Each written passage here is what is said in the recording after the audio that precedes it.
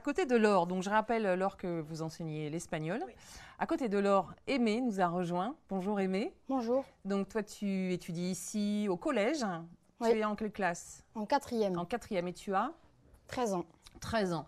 Donc toi tu utilises l'iPad en classe depuis quand? Depuis la cinquième. Donc c'est ta deuxième année scolaire avec l'iPad. Donc tu as connu la vie d'avant et la vie de maintenant. Qu'est-ce que ça t'apporte à toi? Spontanément, quand tu dis ouais, l'iPad, c'est quoi l'avantage pour toi? Beaucoup moins de poids dans le sac et c'est plus facile d'intégrer le cours surtout. C'est-à-dire? Elle nous aide à rentrer dans le cours plus facilement. La tablette? Oui. Ça veut dire quoi? Il y a un côté ludique, ou est-ce que c'est à cause du côté ludique parce que tu manipules un iPad qu'on a souvent on pourrait imaginer que c'est du jeu au départ, ou est-ce que c'est parce que les activités proposées sont plus diversifiées ou plus rigolotes? Comment tu le vis toi? C'est plus ludique parce on écrit moins, on est de suite absorbé par le cours parce que forcément on utilise un outil numérique. D'accord. Donc toi, tu trouves que c'est plus attractif? Oui. D'accord, plus intéressant. Comment ça se passe? C'est une question qui était posée dans le chat tout à l'heure. Il y a plein de questions pour toi, Aimée, déjà. Tu n'étais pas encore arrivé que les questions tombaient déjà. Comment ça se passe quand tu rentres chez toi avec tes parents? Parce que donc c'est un outil pour travailler, pas pour jouer. Quand tu le ramènes chez toi, est-ce que tu l'utilises pour faire tes devoirs? Oui.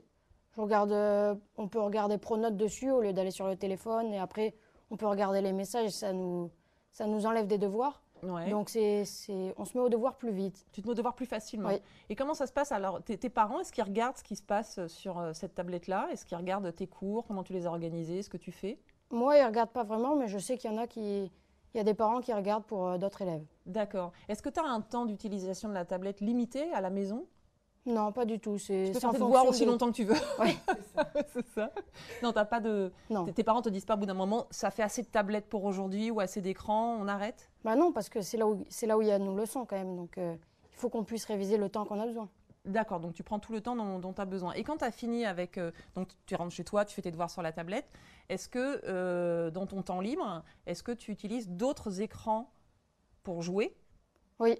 J'utilise mon téléphone parce que il sert à ça. C'est pas la tablette qui sert à s'amuser. D'accord, donc l'iPad c'est pour travailler, l'iPad de l'école c'est pour travailler et ton écran personnel c'est pour jouer. Et là, est-ce que tu as un temps limité par tes parents sur cet écran-là? Ils me disent quand il faut arrêter, oui. Ils te disent, d'accord.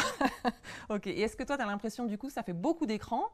Trop? Ou ça va très bien? Ou t'en prendrais bien un petit peu plus? Ça fait plus qu'avant, mais ça va.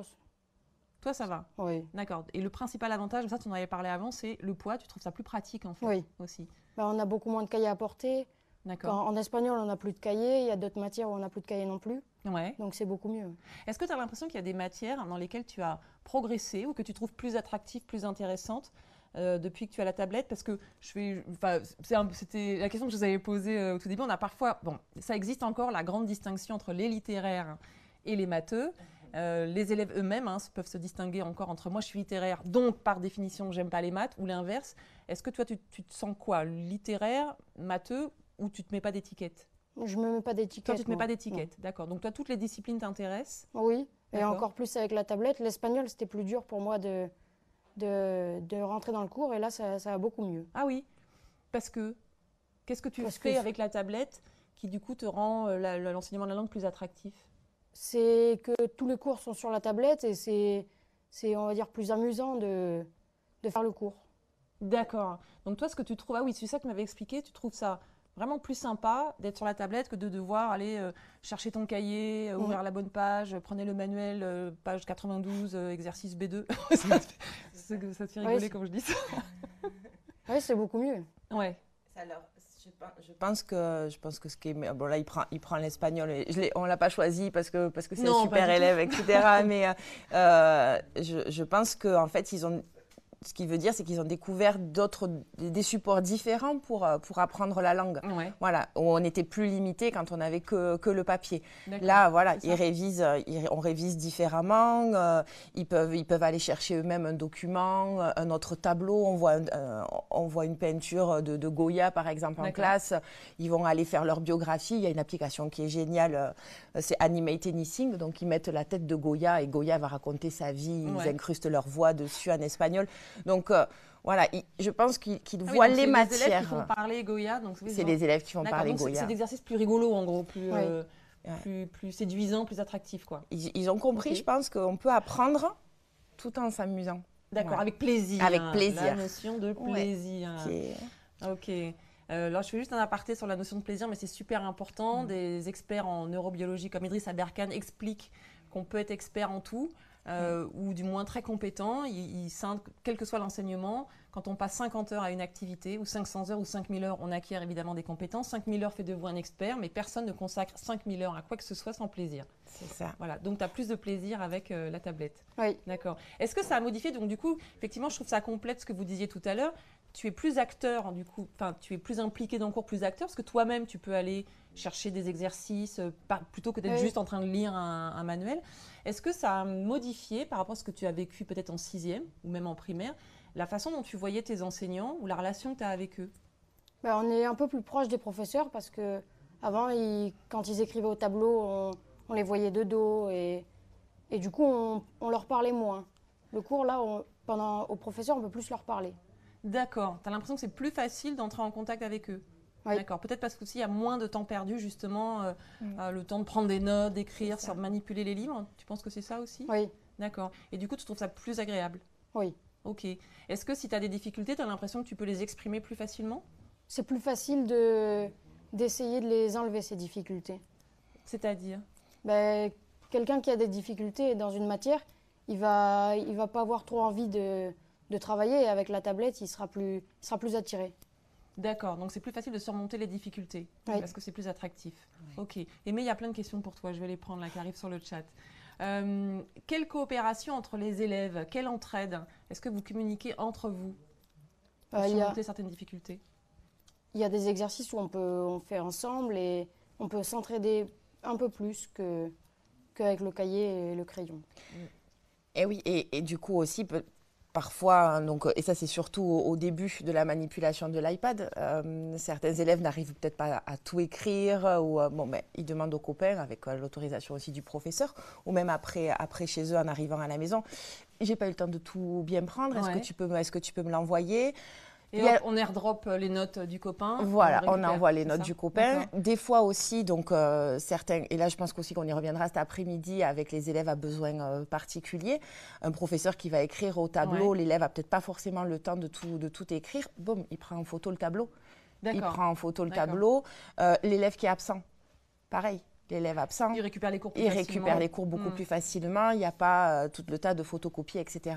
Pas besoin de tout à gérer. Et puis après, il y a plein d'applications. Alors là, on le découvre un peu moins au collège, on l'axe un peu plus sur le lycée. Des applications qui sont collaboratives, c'est-à-dire un Keynote, un Pages, etc. On active l'option collaboration. Et du coup, chaque élève, depuis sa tablette, peut ajouter du texte, ajouter la photo qu'il souhaite, etc. depuis chez eux. Donc, du coup, ça crée vraiment une émulation en classe. D'accord. Voilà. Et donc, il y a plus de travail collaboratif, parce qu'en plus, vous pouvez les faire travailler par l'eau. Et ça te convient bien, Aimé? Oui. Ouais, ça, c'est chouette. D'accord. Autre question, Aimé, pour toi. Utilises-tu l'iPad dans tous tes cours? Non, on l'utilise toujours un petit peu, mais il y a des cours où on l'utilise quasiment pas et des cours où c'est que la tablette. D'accord, donc ça dépend. Ça dépend des professeurs. Ça dépend des professeurs. Ouais. Est-ce qu'il t'arrive, parce que tout à l'heure, je posais la question au prof, est-ce qu'il t'arrive parfois il y a un petit bug, le prof il ne sait pas trop bien comment ça fonctionne. Est-ce que ça t'arrive, toi, de donner un conseil, une recommandation ou d'expliquer quelque chose sur le fonctionnement de la tablette à tes profs? Ben oui, c'est possible. En anglais, par exemple, des fois, la professeure, elle n'y arrive pas très bien, on l'aide et après, elle est contente. D'accord. Et ça se passe bien? Oui. D'accord, elle n'est pas vexée? Non. Non. Elle n'a pas l'impression d'être débordée parce que vous savez mieux utiliser l'outil qu'elle? Non, pas du tout. Donc, c'est quand même la prof et qui vous dit faites ci, faites ça, mais là, je ne sais pas très bien comment ça fonctionne. Et là, d'accord. Ouais. La prise en main de la tablette, elle a été facile la première fois que tu as eu à l'utiliser en cours? Ça a été facile ou tu as eu besoin de beaucoup de formation? Pour moi, ça va, mais il y a des élèves où ça a été un peu plus difficile. D'accord. Donc, il a fallu les accompagner un petit peu au début. Oui. D'accord. Vous vous filez des coups de main entre vous? Oui. Oui, bien sûr, évidemment. As-tu l'impression, te demande-t-on par le chat, que l'iPad t'aide à progresser sur quels aspects? Alors oui, tu as déjà un petit peu répondu à cette question. Tu as dit que tu avais l'impression que c'était plus facile de surmonter les difficultés parce que l'outil est un peu plus séduisant, l'enseignement plus attractif et que ça aide à passer au-delà. Mais est-ce qu'à côté de ça, entre affronter les difficultés, est-ce que progresser, tu as l'impression que tu progresses dans tes enseignements grâce à cet outil? Est-ce que tu apprends plus facilement? Oui, c'est un peu plus... c'est parce on arrive à... Vu que c'est plus attractif, on va aller sur la tablette, on va regarder et ça va nous apprendre en même temps qu'on se divertit. D'accord. Donc, tu as l'impression que tu retiens plus facilement les enseignements? Oui. Ouais. Parce que tu y trouves plus de plaisir? Oui. Ok. Oui, ils ont accès aussi à tout. Imaginons qu'ils ne connaissent pas la définition d'un mot. Bon, mais attention, je dénigre pas du tout les livres parce que je suis une littéraire et que j'aime beaucoup ça. Mais bon, ils ont le dictionnaire de langue sur l'iPad. Ils vont avoir le dictionnaire tout court pour aller chercher une définition, etc. On va dire que c'est un concentré d'applications qui leur permet, on va dire, d'attiser aussi leur curiosité. Et je crois que ça fait aussi appel à différents types de mémoire, l'iPad. Et il y a beaucoup d'élèves qui marchent aussi par le kinesthésique. Et du coup, ils touchent, ils manipulent, etc. Et ils sont impliqués dans, si je veux utiliser tel outil, ils sont impliqués pour, par exemple, chercher une solution à un problème qu'ils ont de façon un peu plus personnelle. C'est ce qu'on disait tout à l'heure, ça les rend autonomes. Autonomes. Bon, merci beaucoup, Aimée, pour ton témoignage. Merci beaucoup, Laure.